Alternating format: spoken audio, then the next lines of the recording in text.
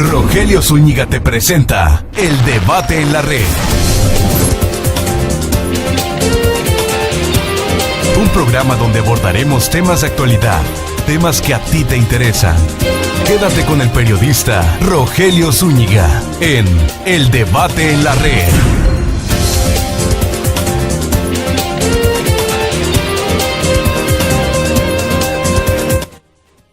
Según la Organización de las Naciones Unidas, México encabeza la situación crítica de violencia contra las mujeres. El 66% sufre algún tipo de violencia, revelan las cifras oficiales, en ocasiones dentro del seno familiar, en la pareja o bien en el círculo de amigos. Frecuentes son los casos de acoso sexual en la escuela, los centros de trabajo, en la calle. Las muertes violentas se hallan a la orden del día.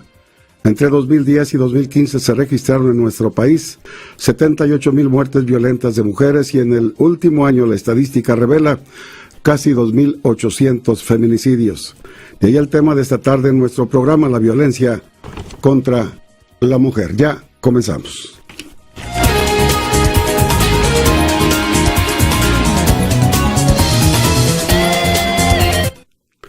Para abordar que resultará sin duda un interesante tema para usted que nos escucha, hemos invitado y agradecemos desde luego su presencia en los estudios de Alica Medios a la doctora Mavi Urania Margarita Silva Guzmán, quien es la directora del Centro de Justicia Familiar y también el Centro de Justicia para la Mujer. Muy buenas tardes. Hola, muy doctora. Buenas tardes. También con nosotros el doctor Andrés Romero Pérez, quien es subdirector de Prevención y Control de Enfermedades del sector salud de Nayarit. Buenas tardes, doctor. Buenas tardes, gracias por la invitación. Bueno, pues en la introducción, sin duda que hay cifras reveladoras de este gran problema que impacta a la mujer, y en el marco de la conmemoración de una serie de jornadas muy intensas tendientes a abordar este problema y a prevenir, por supuesto, la violencia. Doctora Mavi Urania, creo que valdría un comentario general. Sí, bueno, gracias por la invitación. Buenas tardes nuevamente. Bueno, sí, son cifras alarmantes las que nos están hablando cada día respecto de la violencia contra la mujer. Sin embargo, hay también dentro de la violencia contra la mujer la violencia familiar, que lamentablemente las cifras, pues estamos hablando de estadísticas, de cifras negras, ¿no? Muchas veces no se denuncian porque pues esto sucede dentro del seno familiar y es un poco complicado en ocasiones que se denuncien. Pues, ¿verdad, señor doctor?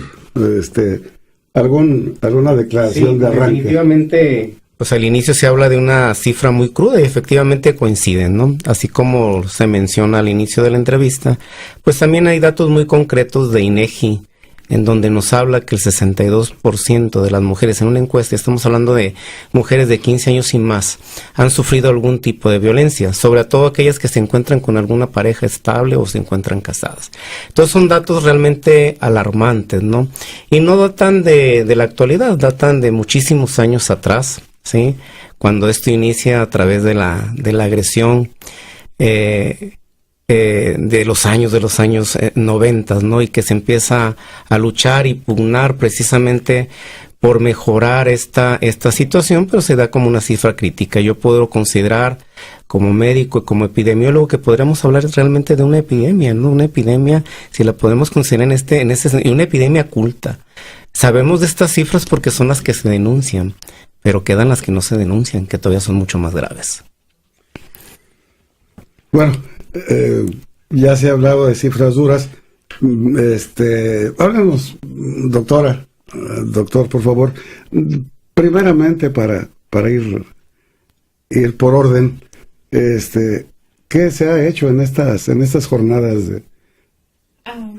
Bueno, en estas jornadas son para concientizar, ¿no?, sobre el problema. Y también se ha atendido. El viernes pasado el personal del Centro de Justicia Familiar acudió a la Colonia El 8, que está aquí por Periférico, porque nos hemos encontrado que uno de los principales reportes que se han dado sobre violencia familiar era en estos meses que llevamos en el cargo, era en la colonia El 8, respecto de violencia familiar, pero también de esa violencia familiar por omisión de cuidado.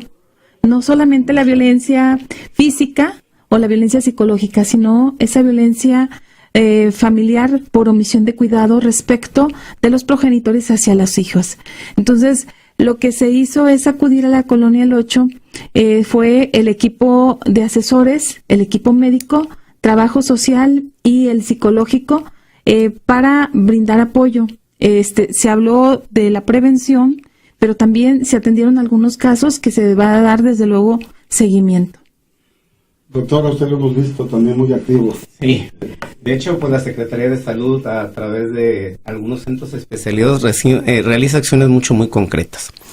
Por mencionar, desde hace 12 años se tienen centros especializados para la atención en diferentes centros de salud. Puedo mencionar que en la actualidad funcionan 8 centros especializados para la atención de la violencia y que se encuentran en algunos de nuestros centros de salud, por mencionar propiamente aquí en la ciudad de Tepic, en el Centro de Salud Juan Escutia, ¿no? En donde tenemos nosotros una trabajadora social, donde tenemos una psicóloga, y que a través de trabajo social y a través de entrevistas que de manera voluntaria se aplican a los usuarios de estos centros de salud, logramos detectar nosotros algún tipo de violencia. Recordar que la violencia puede ser de tipo psicológico, de tipo sexual, de tipo físico y ahora hasta de económico, ¿no? Porque puede venir la amenaza económica. Entonces no estamos hablando únicamente de un tipo de violencia. Y bueno, ¿qué hacemos? Pues que una vez que nosotros estamos detectando, como lo mencionaba en esta ocasión la doctora Mavi, bueno, pues ellos ya hicieron una atención dirigida en una colonia, nosotros lo hacemos también dirigido a la persona, siempre y cuando pues ella lo acepte, porque muchas veces no hay denuncia, no se acepta el tratamiento psicológico y la mujer, la mayoría de las veces, pues se vuelve una presa, en este caso de la pareja o el marido, ¿no? O de cualquier otra persona. ¿Hay miedo, hay temor a denunciar? Sí, hay temor. Aparte de que primero se ejerce... ser agredida, no creo que a una mujer le guste ser agredida, simplemente estamos hablando de personas que iniciaron ser violentadas de manera emocional. Entonces, ellas en principio pues no creen en nadie, no creen en ellas en principio. Entonces, cuando van a quieren presentar la querella o la denuncia, piensan que no les van a hacer caso o que no se va a llevar un castigo el agresor. Entonces, ¿por qué? Porque las ha desvalorado, les dice, pues tú no eres nadie, no te va a hacer caso, ni siquiera te presentes, porque además yo tengo a lo mejor un amigo que me va a apoyar a mí y no a ti. Entonces, desde ahí estamos nosotros empezando a trabajar, que se acerquen, que nosotros las vamos a proteger. Incluso en el Centro de Justicia se encuentra un albergue para aquellos casos de violencia extrema, en la que la persona tiene mucho temor, las protegemos a ellas y a sus hijos, hasta por 72 horas. En caso de que no encuentren una familia o no tengan una familia que estén seguros, se busca un refugio a nivel nacional para nosotros trasladarlas. Nosotros les damos todo el apoyo. Entonces, es hacer que se acerquen al Centro de Justicia y nosotros las vamos a apoyar. Que tengan confianza. Que tengan confianza y desde el momento en que llegan, ellas son valoradas psicológicamente, atendidas médicamente y la asesoría jurídica. Se hizo la gestión y ya se presentan de 8 a 4 de la tarde ahí en el Centro de Justicia Familiar las querellas o las denuncias ante la gente del Ministerio Público, que también tenemos una colaboración extraordinaria, ¿no? Doctor Romero Pérez, por lo que nos comenta usted, el sector salud ya se ha involucrado de lleno en un programa sobre esta materia, ¿es así? Sí, de hecho estoy mencionando que tenemos trabajando el programa más de 12 años, o sea que se le ha dado una importancia realmente muy relevante dentro del sector salud. Son centros especializados, reitero, que se trabajan, es con una trabajadora social, es con un psicólogo, porque el soporte psicológico es muy importante, ¿no? Como bien lo menciona también la doctora, bueno, está esa etapa en la que la denuncia queda muy de fuera. ¿qué es lo que conseguimos con el apoyo psicológico? Darle esa fortaleza mental a la mujer. Decir, tú vales, tú puedes y hay que hacerlo, ¿no? No se puede quedar estática, no se puede seguir diciendo, yo creo que a nadie le gusta que lo violenten, no, ni física, ni psicológica, ni de ningún tipo, ¿no? Y es algo que no se debe hacer. Entonces, los servicios de salud de hace unos años tienen como tal, con apoyos federales y estatales, y se denomina un programa, el programa como tal de violencia de equidad de género y familiar, ¿no? Que ya tiene, reitero, más de 12 años. Se está trabajando no únicamente en el ámbito estatal, es un ámbito federal que se le aplica recurso precisamente para estar eso. Y tiene otras finalidades, como es crear grupos de reeducación, que es algo básico y fundamental. El Centro de Justicia, me llama la atención, a ver, doctora, voy a aprovechar su presencia en el estudio. Me llama la atención algo que comentamos ayer que la visité en su despacho. El tema de cómo la institución que usted representa, también desde la perspectiva del género, Sí. Me decía, hay problemas también en los varones. Claro, no debemos de descartar que para nosotros analizar lo relacionado a la violencia familiar tiene que ser integral. No debemos nada más de ocuparnos de una sola persona de esa familia, sino que hay ocasiones en que la mujer es la que violenta al hombre.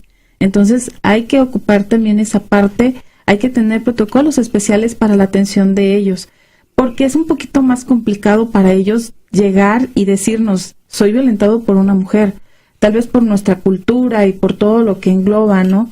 Entonces, hay veces que, por ejemplo, por inbox nos han llegado, no se atreven a decírnoslo verbalmente, entonces nos lo expresan como qué hacer en estos casos, entonces les damos una respuesta, pero les decimos que nos visiten, que los vamos a comprender y desde luego a apoyar como víctimas, no como victimarios como siempre se ha catalogado, ¿no? Al hombre. Sí, pareciera que es el que tiene la fama, ¿verdad? De agresor. Bueno, es que la estadística pues sí nos marca en el caso de las mujeres, ¿no? Sí. Y hay ocasiones que entran en el catálogo de más vulnerables porque pues se da la edad, el sexo, hay veces por el grupo étnico al que pertenecen, entonces sí hay ciertas categorías sospechosas que se engloban en una sola persona y lamentablemente a veces es la mujer y bueno, pues sí nos da esa situación de que tenemos que protegerla, ¿no? Pero sí nos llega el hombre violentado también. Pues es sin duda un tema que llama la atención, ¿verdad? Doctor, en orden de importancia, ¿nos podría mencionar los diferentes tipos de problemas que atiende la institución? Sí. A su cargo. Bueno, de hecho, nosotros atendemos, es un centro especializado que como tal, después de que se le aplica esta cédula, que es una cédula, es un instrumento de medición que nos permite a nosotros saber si la mujer o inclusive el varón están siendo violentados. Son preguntas muy sencillas, si percibe, si ha sido golpeada, que a nosotros nos lleve a la conclusión.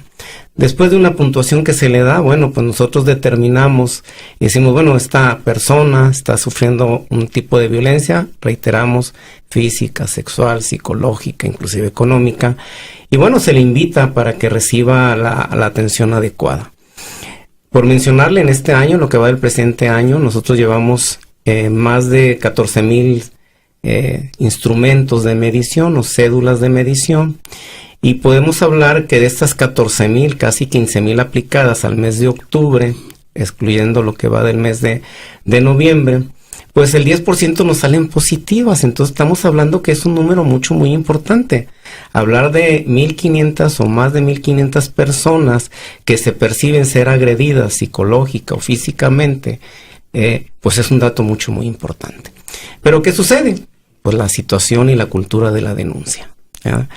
De estos 15, sí, pues no se da, o sea, no podemos, nosotros orientamos, educamos a la paciente, porque para nosotros se vuelve una paciente desde el momento que tiene la atención psicológica, y bueno, le damos, como le mencioné, los instrumentos necesarios, inclusive con la relación que se tiene con las diferentes dependencias para que haga su denuncia, mas no se le puede obligar a que dé la denuncia. ¿verdad? No se le puede obligar, pero sí se le da el seguimiento. Y hay fases de reeducación, así como en la situación del cólico, pues la mujer de repente empieza a vivir con la violencia, o sea, aprende a vivir, pero no a permitir que la golpeen, ya no que le afecte psicológicamente, se le dan las herramientas a que está con el agresor porque es el padre de sus hijos, porque es el que la mantiene, y de alguna otra instancia pues tiene que vivir con el agresor, pero ya no la va a agredir, ya no va a tener ese sentimiento, ¿sí? Ya no le va a permitir el golpe, ya no le va a permitir maltrato físico, sexual, ni económico. Entonces le dan las herramientas a través de una serie de talleres que es básico y fundamental y que es parte de esto. Son talleres que se hacen grupos de autoayuda con diferentes temáticas para que la mujer o inclusive el hombre pueda salir adelante. Porque damos los talleres también a los agresores. Una vez que se detecta, y tenemos grupos de varones en los cuales se está reeducando para que aprendan a vivir sin violencia con su pareja. Porque también tenemos que considerar que el hombre fue relativamente educado con ese machismo de que es el fuerte, que él es el esto, la mujer es la sumisa, la mujer es la tranquilita, la que no debe de decir absolutamente nada, y todavía lo tenemos en esa situación. Por eso no hay una equidad de género. Estamos trabajando con el género, con la masculinidad, con la feminidad, ¿sí? Entonces, es temática, o sea, esto va más allá, no únicamente la detección. Estamos hablando de la reeducación de víctimas y de agresores. Es a donde estamos llegando como sector salud. Doctora, el doctor pone el dedo en la llaga en una cuestión interesante. Sí. Nos dice, no hay equidad de género. El tema de la igualdad. Sí, aquí la situación es de que hemos querido tomar el concepto de igualdad en el que el hombre y la mujer son iguales, ¿no? Físicamente sabemos que no son iguales y que esa parte es lo que nosotros debemos de conceptualizar y de analizar, ¿no? La igualdad aquí tenemos que valorarla atendiendo a las características de cada uno. El hecho de que a veces nos dicen, no, es que la mujer tiene que ser mejor que el hombre. No, es que no se trata de eso, ¿no? Se trata de esta cuestión de la protección.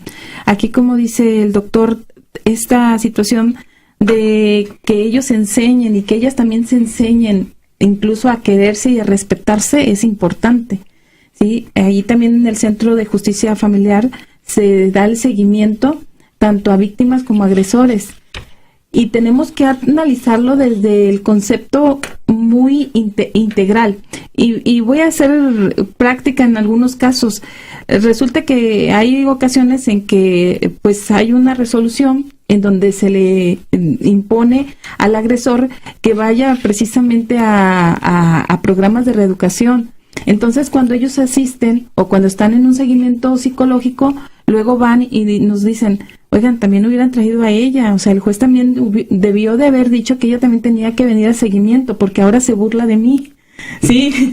O sea, porque ahora me dice, ándale, ¿te fijaste? Te dije que me la ibas a pagar, y mira, yo estoy a gusto y tú tienes que seguir con el seguimiento. Entonces, creo que ahí se tiene que trabajar ese aspecto, ¿no? Entonces, a veces decimos, hay que hablar de igualdad, pero ya cuando están en unas circunstancias de casos específicos, ya vemos que sí hay diferencias.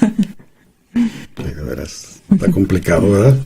Y bueno, pues como bien se decía, venimos de una cultura, hay que decirlo, machista, doctor. Claro.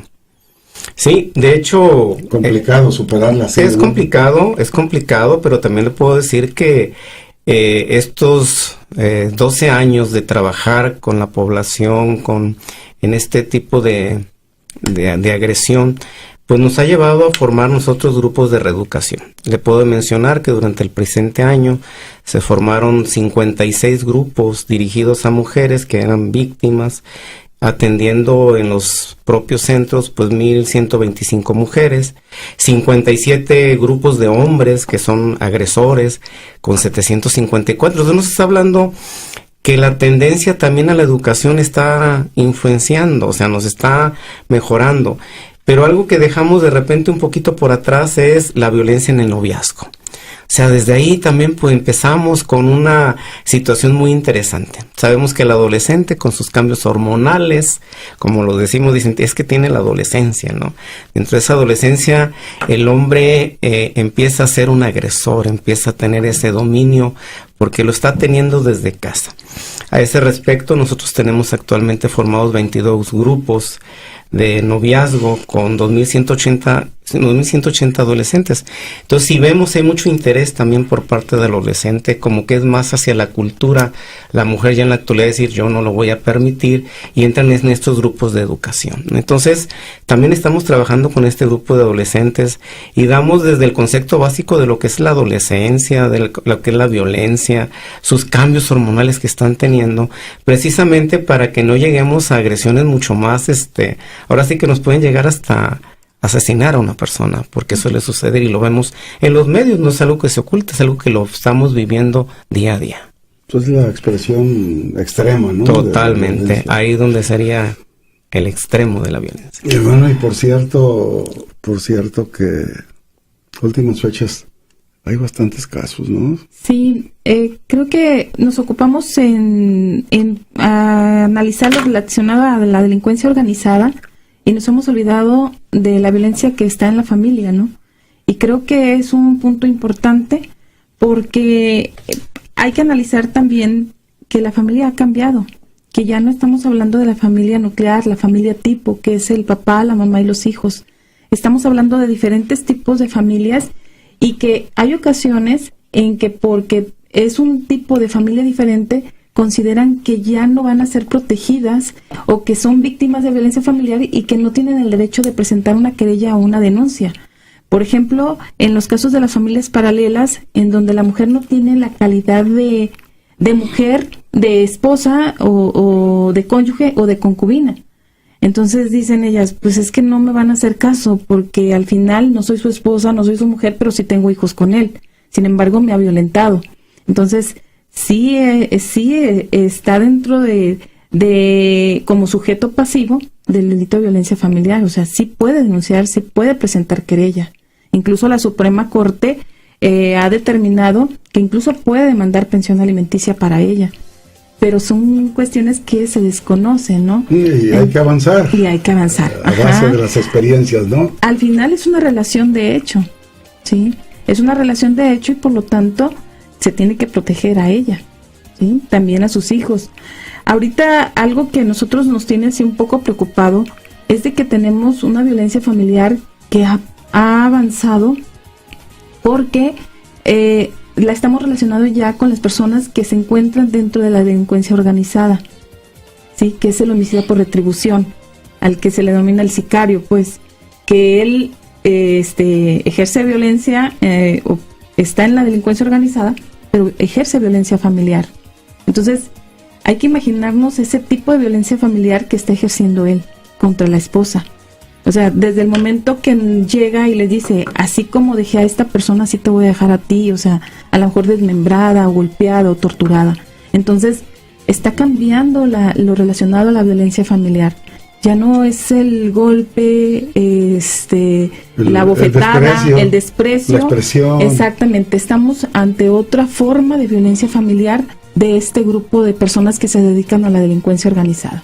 Entonces, también hay que tener protocolos diferentes porque hay que tenerles una mayor protección a ellas, ¿sí? Porque al final ellos les dicen, si a mí me detienen o algo así, a ti yo tengo amigos y contra ti tus hijos y tu mamá o tu papá.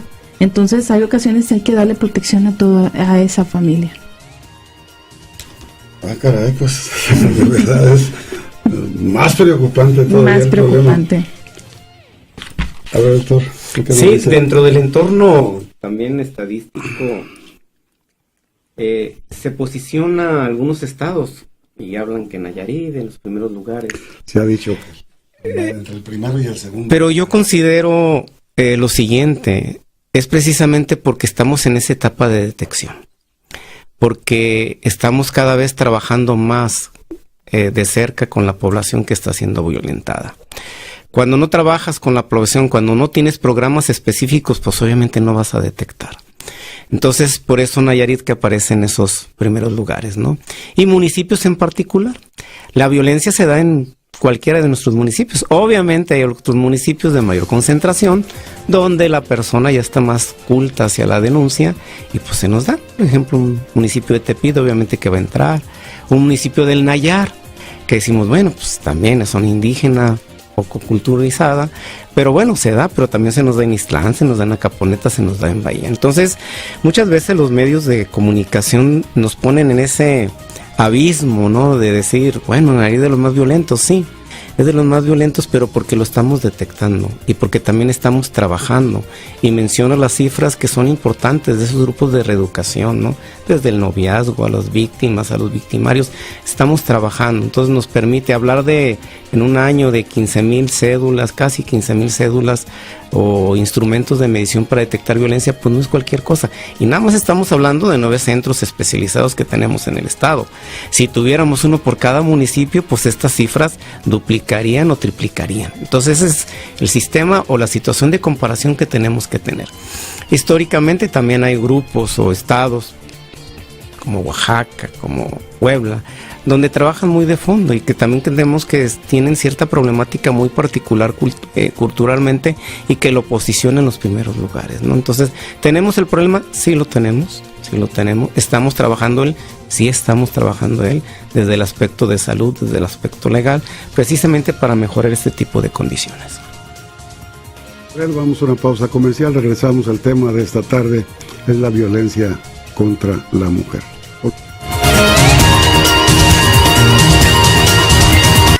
En un momento continuamos con más de El Debate en la Red, con Rogelio Zúñiga. Reanudamos nuestro programa con la participación del doctor Andrés Romero Pérez, subdirector de Prevención y Control de Enfermedades del sector salud de Nayarit. La doctora en Derecho Mavi Urania Margarita Silva Guzmán, directora del Centro de Justicia Familiar y también del Centro de Justicia para la Mujer. El tema que hemos venido abordando se refiere a la violencia en contra de la mujer, medidas preventivas y, por supuesto, bueno, también medidas curativas, doctora. Sí, ¿verdad? Sí, desde luego. Denuncia ni la queja. No, damos seguimiento y también, como comentaba el doctor, incluimos en este caso al agresor, porque también hay grupos de terapia para ellos. Entonces, incluso hay ocasiones en que entran juntos. Se va preparando de manera separada y posteriormente entran a grupo ellos. Porque hay ocasiones en que quieren ellos al final continuar con su vida. Entonces, hay que prepararlos con el control de ira y todo ello, ¿no? Lo que implica. No se trata también de decir, bueno, los vamos a separar. Si ellos tienen la convicción de que pueden continuar juntos después de una situación que pasaron, que a lo mejor fue el momento, fue un error o situaciones de ese tipo, entonces les damos esa posibilidad. Desde luego, atendiendo al caso concreto.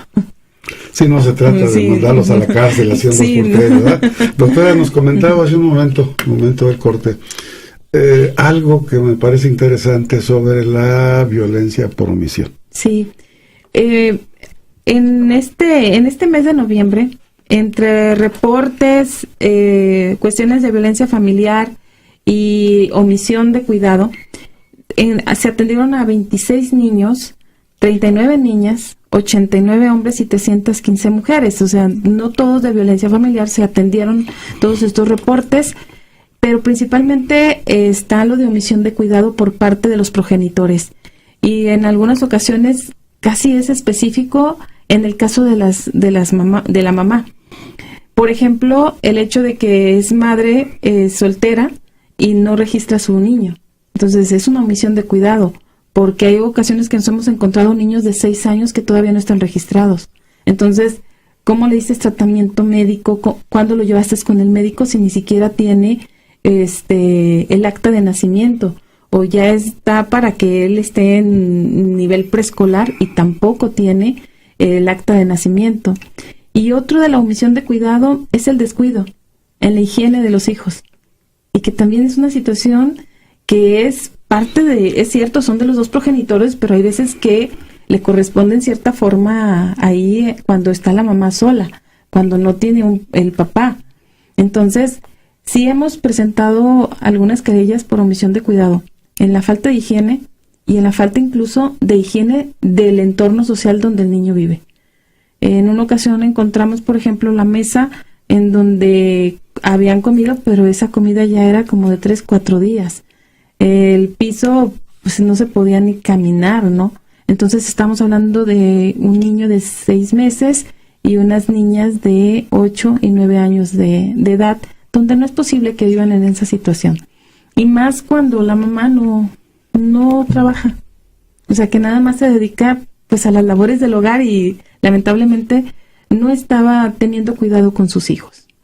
Una situación de abandono, ¿verdad? Pues es un abandono y es parte también de entrar a la educación. Es parte de la educación de ello. Entonces, ¿cómo vamos a generarles a nuestros hijos un ambiente sano si en el hogar no lo tienen?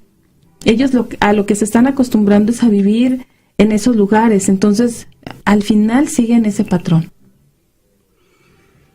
Doctor, ¿algún otro programa? Sí, no, de hecho... el trabajo, por supuesto, es muy intenso por parte de ustedes. Eso es muy... Y bueno, también hemos manejado mucho en las estadísticas, en el sector, y no es un problema únicamente a la República Mexicana. Yo sí haría una situación de que OMS, en alguna de su bibliografía, habla pues que el 35% de las mujeres en el mundo, estamos hablando que es un problema mundial, no únicamente a un estado, una república, es mundial, que han recibido algún tipo de violencia física o sexual por parte de su pareja. Se da más cuando están en pareja, ¿no? Y bueno, en este ámbito mundial, pues también se puede considerar que de ese tanto por ciento, el 80% pues no entra en denuncia. Entonces esto agrava al problema. Y hablamos de situaciones también de violencias en cuanto a género, por ejemplo, desde cuando en algunas culturas determinan el sexo. Es decir, si se sabe que va a ser una niña, pues terminan con el embarazo. Hablamos de una situación de no sé, cercenar el clítoris, por ejemplo, en algunas culturas, feminicidios, ataques a ancianas, o sea, una serie de modalidades que se dan la violencia a nivel mundial y que no están determinantes o no son todavía diagnosticadas en algunos estados de la República o no las tenemos documentadas. Entonces esto es un problema mundial, es un problema muy serio, reitero. Como salubrista, yo lo considero una epidemia, una pandemia, porque está afectando al mundo. Y que tenemos que trabajar mucho en los factores educacionales, ¿sí? Tenemos que trabajar mucho en el factor educacional. Y esto no es una situación de que la violencia se dé en un estrato socioeconómico marcado, no sea bajo, medio, alto, no. Se da en cualquier estrato socioeconómico.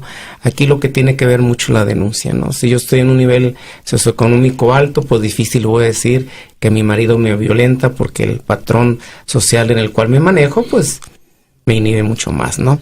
Y donde sí observamos más, bueno, en culturas indígenas podemos decir que si de repente en el Nayar, pues sabemos que en este caso el masculino, pues le pegue, está acostumbrada a la mejor, la mujer a que le peguen a las niñas, que los niños los violenten, pero se da un patrón totalmente diferente. Entonces, estamos desde mi punto de vista, en una pandemia, es algo grave hablar de esta situación de un 35% de violencia en la mujer, sea física, sexual o psicológica. Y decíamos también, doctor, que un tema que habíamos dejado para después, también se violenta a las niñas. Sí. Lo que nos ha contado la doctora Mavi es revelador, ¿no? Sí. ¿Por acción o por omisión? Por acción o por omisión, pero también esa violencia, ¿verdad? Definitivamente. Tenemos que, no ha habido, hablando de situaciones ya de carácter legal, pues se ha trabajado mucho en los aspectos legales, precisamente para ir creando leyes de protección. De hecho, las existen como tal, ¿no? Aquí de carácter legal, porque no únicamente es la cultura, tenemos que aprender o se tiene que castigar a los agresores. Se oye mal, pero si en ese término hablamos, pues la ley de alguna otra manera tiene que recibir algún castigo, tiene que recibir algo que me permita pues que ya no lo haga, aunque es relativamente decir, muchas veces algunas pueden ser tan sancionatorias que realmente no me, como hablar por ejemplo del alcoholímetro, ¿no? Te ponen una sanción económica, pero sigues haciéndolo, sigues tomando.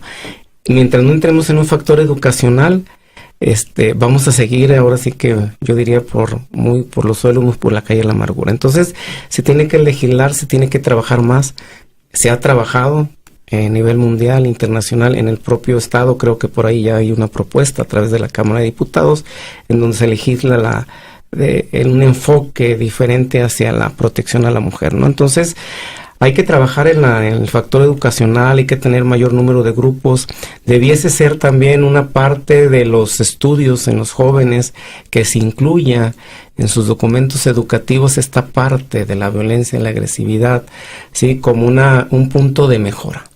Tenemos que trabajar mucho en ese nivel, no únicamente, en secundaria, quizás desde primaria, y tener grupos educacionales en los centros escolares que nos permitan a nosotros mejorar este tipo de situaciones, que es grave. Violencia familiar. Sí. O intrafamiliar, ¿verdad? El término. Pues sí, ya nos decía el doctor que se da en lo económico, en lo psicológico, lo físico, y obviamente una tarea pues titánica, la del Centro de Justicia Familiar. Sí, es algo un poquito fuerte, pero bueno, creo que platicamos ahí en el centro que probablemente no vamos a dar solución a todos los casos, o no los vamos a atender. Por ejemplo, doctora, ¿tiene usted idea de los señores incumplidos, los que no aportan el gasto para la casa? Sí, también ahí se están llevando lo relacionado a abandono de familiares. Sin embargo, aquí lo tenemos como el delito de abandono de familiares, pero en el caso de la violencia familiar económica es, por ejemplo, cuando les privan a las mujeres de sus ganancias, porque hay personas o hay sus parejas están al día de cuánto ganan y le están haciendo cuentas. Incluso nos presentan ahí un caso donde él la llevaba a trabajar y cuando salía, él iba por ella y bueno, más el día de quincena, porque tenía que entregarle hasta el último centavo ella. Entonces, esa es la violencia familiar. Entonces, lo relacionado a abandono de familiares es hipótesis diferente, pero hay que tener bien claro cuándo es violencia familiar y cuándo es abandono de familiares, que también al final se priva, por ejemplo, a los menores de edad de una alimentación sana y todo lo que implica el concepto de alimentos, ¿no? De manera jurídica. Pero algo aquí importante es eso, ¿no? Hacer la diferencia cuándo entra como violencia familiar y cuánto es el delito de abandono de familiares. Ahí en el Centro de Justicia Familiar se atiende lo relacionado a sustracción de menores, abandono de familiares y violencia familiar. Sustracción de menores, eso que le llaman secuestro, los medios. Ajá, sí, es lo que incorrectamente porque tiene un tipo especial, ¿no? Pero al final al hijo hay ocasiones en que lo utilizan como un arma de venganza. Y se realizan convenios donde le otorgan la guardia y custodia a uno de los progenitores y de pronto se va. Y el otro progenitor se queda sin el derecho de estar con su hijo, al derecho de tener una familia, el derecho de que también su hijo conozca su identidad, que conviva con su progenitor, ¿no? Entonces también se da mucho lo relacionado a la sustracción de menores. Doctor Romero Pérez, ¿sabe usted que se presenta algún tipo de violencia cuando la señora le tiene que pedir permiso a su marido para salir, para precisamente, trabajar? sí, precisamente desde ahí, esta cédula que se aplica o instrumento de medición es desde la percepción que ella tiene, porque la pregunta se le puede hacer de una manera muy sutil, es la percepción que puede tener en un momento dado y que a nosotros en estos centros que tenemos especializados nos permite decir, bueno, ya una vez que le haces su cédula, dices, es la percepción, desde la percepción es la violencia, estamos hablando de la violencia psicológica, ¿no? Por ejemplo, cómo te vistes o cómo vas, ya es un tipo de violencia. ¿Cuánto te tardaste en llegar? Si tienes que haber llegado tanto, ya es un tipo de violencia, ¿no? Que está afectando su fase psicológica. No se diga si de repente pues la toma, la jala de la mano, ya estamos hablando de una violencia física, ¿no? O cuando de alguna otra manera, aunque sean casados y todo, la obliga a tener relaciones sexuales en contra de su voluntad, ¿no? No por el hecho de ser su pareja, tiene que tener relaciones sexuales en el momento. Llega a sus extremos. Claro, sí llega a sus extremos. Todo ese tipo de preguntas se hacen en este cuestionario se evalúa en una escala y bueno, nos determina que esta mujer puede estar siendo violentada en cualquiera de estas, que son las más frecuentes y son las que se estudian, la psicológica, la física y la sexual. Y de ahí que ya nosotros le damos el enfoque, la tratamos de convencer, porque no todos aceptan tener esta terapia psicológica. Vuelvo a mencionar, para hablar de los instrumentos. La psicología o la terapia psicológica le va a dar el instrumento para que ella pueda defenderse ante este tipo de situaciones que pueden ser de cualquier índole. Entonces, sí lo hacemos, sí se hace, tenemos buena aceptación, tenemos un muy buen número de grupos, yo digo, formados en este año, nos habla de buen número. Ojalá fuese el 100%, no puede ser el 100% porque sigue habiendo esa resistencia, la negación de decir, no, es que yo no soy violento. E inclusive la mujer puede llegar a tener esa negación de decir, no, es que mi marido no es violento. O sea, él me pregunta porque tiene miedo que yo llegue tarde, que me vaya a pasar algo.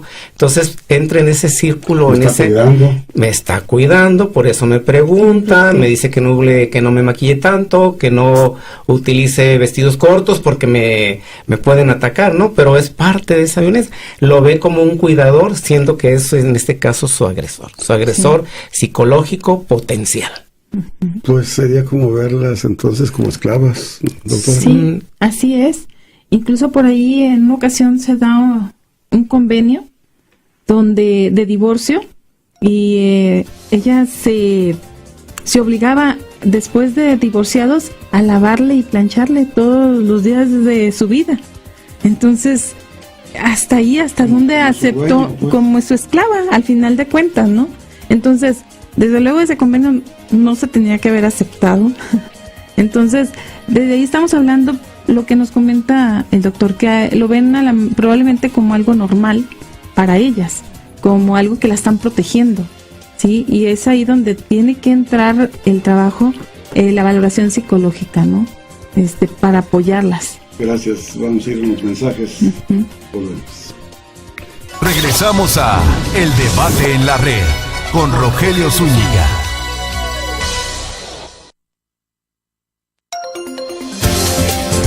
Estamos ya a punto de cerrar el programa, El Debate en la Red, con el tema de violencia contra la mujer. Yo quiero pedirle por orden, primero mujeres, adelante. Vamos. La doctora Mario Urania nos ayude a despedir. Bueno, muchas gracias por la invitación y solamente pedirles a las personas víctimas de violencia familiar que se acerquen, y si tienen algún familiar, la vecina, el amigo, hay que hacer el acompañamiento, porque la mujer víctima de violencia familiar, hay ocasiones en que su estima no está para ir a una oficina. Entonces hay que acompañarlas, hay que comprenderlas, y estamos recibiendo cualquier reporte, ya sea de niñas, niños, adolescentes o mujeres, hombres o personas de la tercera edad. Ahí los estamos esperando nosotros en el Centro de Justicia Familiar. Gracias, doctor. Sí, bueno, en lo que respecta a los servicios de salud de Nayarit, pues ponemos a su disposición nuestros servicios especializados en atención a víctimas de violencia, personal psicológico, de psicólogos y trabajadores sociales realmente especializados en el área, que tenemos 9 en el estado. Si hablamos de aquí en la ciudad de Tepic, pues en el Centro de Salud Juan Escutia, conocidos por todos nosotros, el Centro de Salud Mental, que también lo tenemos aquí frente al Molino de Menchaca y en algunos municipios. Entonces, que se abran la oportunidad de salir adelante, que no callen. El callar es caer en este abismo de la violencia, y bueno, terminar con un no a la violencia contra las mujeres. Y pues muchas gracias por la invitación. Yo quiero agradecerles infinitamente su visita a los estudios de Alica Medios y por supuesto su excelente participación. Gracias. A la doctora Mario Urania Margarita Silva Guzmán, directora del Centro de Justicia Familiar y el Centro de Justicia para la Mujer. Muchísimas gracias. Gracias. También, por supuesto, al doctor, nuestro amigo Andrés Romero Pérez, subdirector de Prevención y Control de Enfermedades, por su participación. Muchas gracias. Gracias. Gracias. Hasta la próxima. Pásela bien.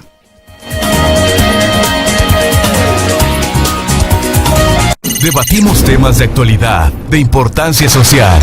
El Debate en la Red. Nos escuchamos. escuchamos la próxima emisión, El Debate en la Red, con Rogelio Zúñiga.